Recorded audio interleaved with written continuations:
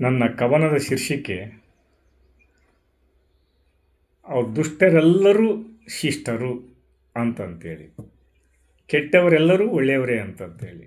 ಒಳ್ಳೆಯ ಹೃದಯವಂತಿಕೆ ಇರ್ತಕ್ಕಂಥವ್ರು ಅವ್ರನ್ನ ಆ ಕೆಟ್ಟವರನ್ನಾಗಿ ಮಾಡಲು ಈ ಕಾಲ ಇರುತ್ತಲ್ಲ, ಸಮಯ ಸಂದರ್ಭ ಇರುತ್ತಲ್ಲ, ಅವರನ್ನು ಕೆಟ್ಟರನ್ನಾಗಿ ಮಾಡಿರ್ತದೆ. ಅವರೆಲ್ಲ ಒಳ್ಳೆಯವರೇ, ಸಂಶಯವೇ ಬೇಡ. ಅವರೆಲ್ಲ ವಿಶಾಲತೆಯನ್ನು ಹೊಂದಿರತಕ್ಕಂಥವ್ರು, ಒಳ್ಳೆಯ ಹೃದಯವನ್ನು ಹೊಂದಿರತಕ್ಕಂಥವ್ರು. ಆದರೆ ಏನು ಮಾಡೋದು, ಆ ಕಾಲನ ತುಳಿತಕ್ಕೆ ಸಿಕ್ಕಿ ಆ ಬರಡಾದ ಬದುಕಿಗೆ ತನ್ನ ಬದುಕನ್ನು ಬಲಿ ಕೊಟ್ಟು ಅವರೆಲ್ಲ ಕೆಟ್ಟವರಾಗಿರ್ತಾರೆ. ಅಂಥದ್ದೇ ಒಂದು ಕವನವನ್ನು ನಾನು ರಚನೆ ಮಾಡಿದ್ದೀನಿ ಇಲ್ಲಿ, ದಯವಿಟ್ಟು ಕೇಳಿ. ದುಷ್ಟ ಜನರಲ್ಲಿ ಹುಟ್ಟಿ ಕಳ್ಳ ಕಾಕರ ನಡುವೆ ಬೆಳೆದು ಬಂದವರೆಲ್ಲರೂ ದುಷ್ಟರಲ್ಲ, ಕಳ್ಳರಲ್ಲ. ಅವರು ಎಲ್ಲ ಒಳ್ಳೆಯವರೇ. ರಾವಣನ ಒಡ ಹುಟ್ಟಿ ಒಡನೆ ಬೆಳೆದು ಆ ಅನುಜ ಹರಿಭಕ್ತ ವಿಭೀಷಣನು ದುಷ್ಟನಲ್ಲ, ಹೌದಾ? ರಾವಣನ ತಮ್ಮ ಅವನು ಕಾಸ ವಿಭೀಷಣ, ದೇವತಾ ಮನುಷ್ಯ ಆತ. ಕುಂಭಕರ್ಣ ಎಂಥ ರಾಕ್ಷಸ, ರಾವಣ ಎಂಥ ರಾಕ್ಷಸ, ಅವನ ಮಕ್ಕಳು ಎಂಥ ರಾಕ್ಷಸರು. ಇಡೀ ಲಂಕಾ ದ್ವೀಪನೇ ರಾಕ್ಷಸರ ಮಯದಿಂದ ತುಂಬಿದ ಆ ಒಂದು ರಾಕ್ಷಸರ ಕೂಟದಲ್ಲಿ ಆ ಕಮಲದಂತೆ ಅರಳಿ ನಿಂತವನು ವಿಭೀಷಣ.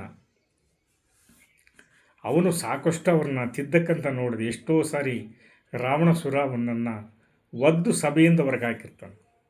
ಅವನು ಒಳ್ಳೆ ಮಾತು ಅವ್ರಿಗೆ ರುಚಿ ನೀಡೋದೇ ಇಲ್ಲ. ಅದು ಕೆಟ್ಟ ಕೆಲಸ, ಅದನ್ನು ಮಾಡಬೇಡ್ರಿ ಅಂತಂತಂದ್ರೆ ಅದನ್ನು ಮಾಡೇ ಮಾಡ್ತಾರೆ. ಇವನು ದಬ್ರಿ ಆ ಕಡೆಗೆ ಅಂತ ಕೇಳ್ತಾನೆ ರಾವಣಸುರ. ಪ್ರತಿ ಸಭೆಯಲ್ಲಿ ಅವನು ಹವನೇ ಇರುತ್ತೆ, ಹೋಗಿರ್ತಾನೆ. ಇವನು ಒಳ್ಳೆ ಮಾತುಗಳಿಗೆ ಅವ್ರು ಬೆಲೆನೇ ಕೊಡೋದಿಲ್ಲ. ಆ ರಾವಣ ಸೀತೆಯನ್ನು ಹೊತ್ತುಕೊಂಡು ಬಂದು ಅಶೋಕವನದಲ್ಲಿ ಇಟ್ಟಾಗ ವಿಭೀಷಣ ಅಡ್ಡ ಬರ್ತಾನೆ. ಅಣ್ಣ, ನೀನು ಮಾಡೋದು ಸರಿಯಿಲ್ಲ, ಅವಳು ದೇವತಾ ಮನುಷ್ಯ, ಅವಳು ದೇವತಾ ಸ್ವರೂಪಿ, ಅವಳನ್ನು ನೀನು ಮುಟ್ಟಕ್ಕೆ ಹೋಗಬೇಡ.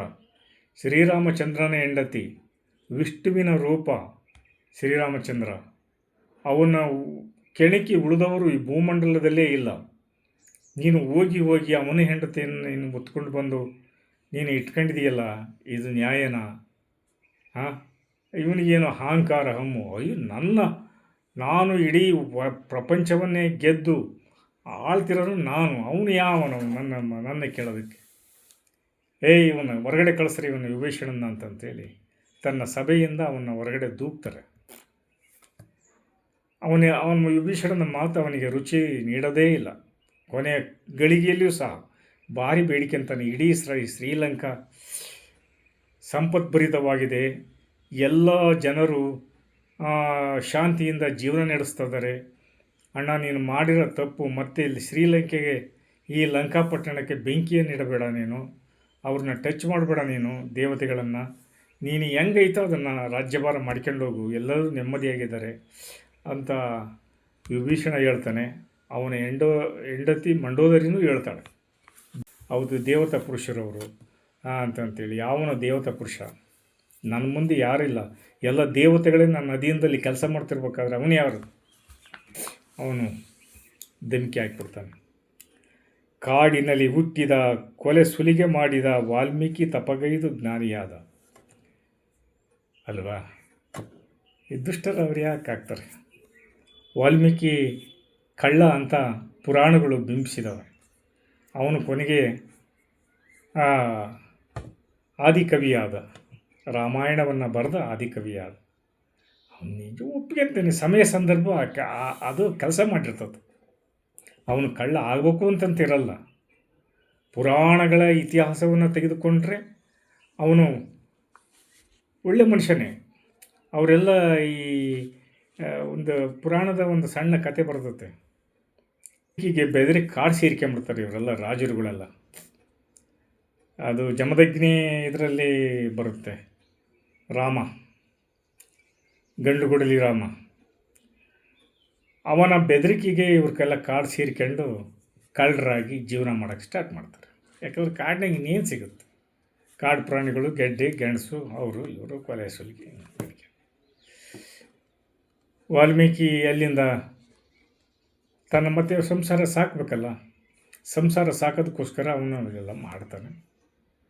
ಅಲ್ಲಿಂದ ದೇವತೆಗಳ ಒಂದು ಸಂಪರ್ಕದಿಂದ ನಾರದ ಮಹಾಮುನಿಗಳು ಒಂದು ದಿವಸ ಅವನಿಗೆ ಪ್ರತ್ಯಕ್ಷ ಆಗಿ, ಏನಪ್ಪ ನೀನು ಇಷ್ಟೆಲ್ಲ ಕಷ್ಟ ಬಿದ್ದು ಪುಣ್ಯ ಇಲ್ಲವೇ ಇಲ್ಲ ನಿನಗೆ, ಬರೆಯೋಕ್ಕೆ ಪಾಪದ ಕೂಡ ತುಂಬಿಬಿಟ್ಟಿದೆ, ನಿನಗೆ ಮುಂದಿನ ಜನ್ಮದಲ್ಲಿ ಪುಣ್ಯನೇ ಇಲ್ಲ, ಏನು ಮಾಡ್ತೀವಿ, ಹೋಗಿ ನಿಮ್ಮ ಹೆಂಡತಿ ಮಕ್ಕಳನ್ನ ಕೇಳು ಅಂದಾಗ ಹೆಂಡತಿ ಮಕ್ಕಳು ಕೊಡೋಕ್ಕೆ ತಯಾರಿರೋದಿಲ್ಲ. ಅವನಿಗೆ ಬೇಜಾರಾಗುತ್ತೆ. ಬಂದು ಗುರುಗಳೇ, ಇವರು ನಾನು ಅವ್ರಿಗೋಸ್ಕರ ಎಷ್ಟು ಕಷ್ಟ ಬಿದ್ದು ಸಾಕಿದೆ, ಅವರೇ ಇಲ್ಲ ಅಂದ್ಬಿಟ್ರು, ಅವರು ಮಕ್ಕಳೇ ಇಲ್ಲ ಅಂದ್ಬಿಟ್ರು, ಹೆಂಡ್ತಿನೂ ಇಲ್ಲ ಅಂದ್ಬಿಟ್ರು. ನೋಡಿದ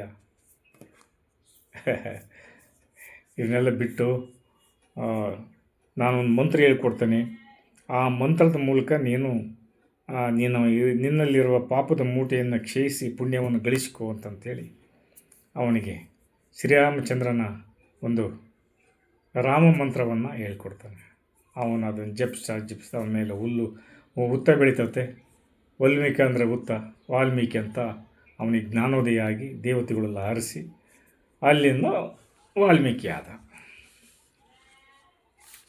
ವಾಲ್ಮೀಕಿಯಾಗಿ ಅವನು ಕೊನೆಗೆ ಗಣಪತಿಯ ಆಶೀರ್ವಾದ, ಸರಸ್ವತಿಯ ಒಂದು ವಾಗ್ದೇವಿಯ ಆ ಒಂದು ಆಶೀರ್ವಾದ, ಆ ಮಾರ್ಗದರ್ಶನದಲ್ಲಿ ಅವನು ಶ್ರೀರಾಮಚಂದ್ರನ ರಾಮಾಯಣವನ್ನು ಬರೆಯೋಕ್ಕೆ ಸ್ಟಾರ್ಟ್ ಮಾಡ್ತಾನೆ. ಅಲ್ಲಿಂದ ಆದಿಕವಿ ಆಗ್ತಾನೆ. ಮೊಟ್ಟ ಮೊದಲನೇದಾಗಿ ಅದನ್ನು ರಚನೆ ಮಾಡಿ ಕಾಡಿನಲ್ಲಿ ಹುಟ್ಟಿದ ಕೊಲೆ ಸುಲಿಗೆ ಮಾಡಿದ ವಾಲ್ಮೀಕಿ ತಪಗೈದು ಜ್ಞಾನಿಯಾದ. ಬೇಟೆಯಾಡುತ್ತಾ ಬೆಳೆದ ಬೇಡರ ಕಣ್ಣಪ್ಪ ಶಿವಗೆ ಕಣ್ಣು ಕೊಟ್ಟು ಭಕ್ತನಾದ. ವಾಲ್ಮೀಕಿ ಜ್ಞಾನಿಯಾದ. ವಿಭೀಷಣ ಹೊರಗಡೆ ಬಂದ, ಅವನು ಮತ್ತೆ ಶ್ರೀರಾಮನನ್ನು ಆಶ್ರಯಿಸಿದ. ವಾಲ್ಮೀಕಿ ತಪಗೈದು ಅವನು ದೊಡ್ಡ ಆದಿಕವಿಯಾದ. ಬೇಡರ ಕಣ್ಣಪ್ಪ ಅವನಿಗೆ ಇಗ್ನೋರೆಂಟ್, ಅವನಿಗೇನೂ ಗೊತ್ತಿಲ್ಲ, ಅನಕ್ಷರಸ್ಥ, ಅಕ್ಷರ ಇಲ್ದಂಥವನು. ಕಾಡೆ ಬೇಟೆಯಾಡ್ತಾ ಮಾಂಸವನ್ನು ತಿನ್ನುತ್ತಾ ಬಂದು ಬೇಟೆಯಾಡ್ತಾ ಬಂದು ದಟ್ಟ ಅರಣ್ಯದಲ್ಲಿ ಬಂದು ಅಲ್ಲಿ ಶಿವನನ್ನು ಒಲಿಸಿಕೊಂಡ. ಶಿವನೇ ಪ್ರತ್ಯಕ್ಷ ಆಗಿಬಿಟ್ಟ. ತನ್ನ ಎರಡೂ ಕಣ್ಣನ್ನು ದಾನ ಮಾಡಿ ಅವನು ಅಲ್ಲಿ ಶಿವನಿಗೆ ಸಾಕ್ಷಾತ್ ಮೂಡಿಸ್ಕೊಂಡ. ಭಕ್ತನಾದವನು ಎರಡು ಶಿವನಿಗೆ ಕಣ್ಣು ಕೊಟ್ಟು ಶಿವನೇ ಪ್ರತ್ಯಕ್ಷ ಆಗಿಬಿಟ್ಟ. ಶಿವಪಾರ್ವತಿಯರು ಕಳ್ಳಿಯ ಸಾಲಿನಲ್ಲಿ ಕೇದಿಗೆಯ ಹೂವರಳಿ ಪರಿಮಳವು ಹರಡಲು ಎಂತಹ ಸೊಗವು. ಕಳ್ಳಿಯ ಸಾಲಿನಲ್ಲಿ ಕೇದಿಗೆಯ ಹೂವರಳಿ ಪರಿಮಳವ ಹರಡಲು ಎಂಥ ಸೊಗವು. ಈ ಕೇದಿಗೆ ಹೂವು ಅಂತ ಬರ್ತದೆ, ಈಗ ಅದು ಕಡಿಮೆ ಆಗೈತಿ, ಈಗಿಲ್ಲ ಅದು. ಆ ಒಂದು ಮುಳ್ಳು ಗಂಟುಗಳ ಆ ಕಳ್ಳಿ ಸಾಲಿನಲ್ಲಿ ಆ ಕೇದಿಗೆ ಹೂವು ಅರಳಿಬಿಟ್ರೆ ಅದರ ಪರಿಮಳ ಎಷ್ಟು ಸೊಗಸಾಗಿರ್ತದೆ ಅಂತಂತೇಳಿದರೆ ಘಮ ಘಮ ಘಮ ಘಮ ಅಂತ ಇರ್ತದೆ. ಆ ಹೂವು ಆ ಪರಮಾತ್ಮೆಗೆ ತುಂಬ ಇಷ್ಟವಾದಂಥ ಪರಿಮಳ. ಜಾಲಿಯ ಮರ ಹಬ್ಬಿ ಮಲ್ಲಿಗೆಯ ಹೂವು ಬಳ್ಳಿ ಮೊಗ್ಗರಳಿ ಘಮಘಮಿಸಿ ಎಂಥ ಚೆಲುವು. ಜಾಲಿ ಮರದಾಗೆ ಕಾಡು ಮಲ್ಲಿಗೆ ಹೂಗಳನ್ನು ಬಿಡ್ತತೆ, ಅದರ ಪರಿಮಳ ಎಷ್ಟು ಸೊಗಸಾಗಿರ್ತದೆ. ಇವೆಲ್ಲ ಕೆಟ್ಟದ್ದು ಅಂತ ಎಲ್ಲಿ ಬಿಂಬಿಸೋಕ್ಕಾಗುತ್ತೆ ಹೇಳಿ ನೋಡೋಣ. ಕೆಸರಿನಲ್ಲಿ ಕಮಲ ಹುಡ್ತತೆ, ತಾವರೆ ಹೂವು ಹುಡ್ತವೆ.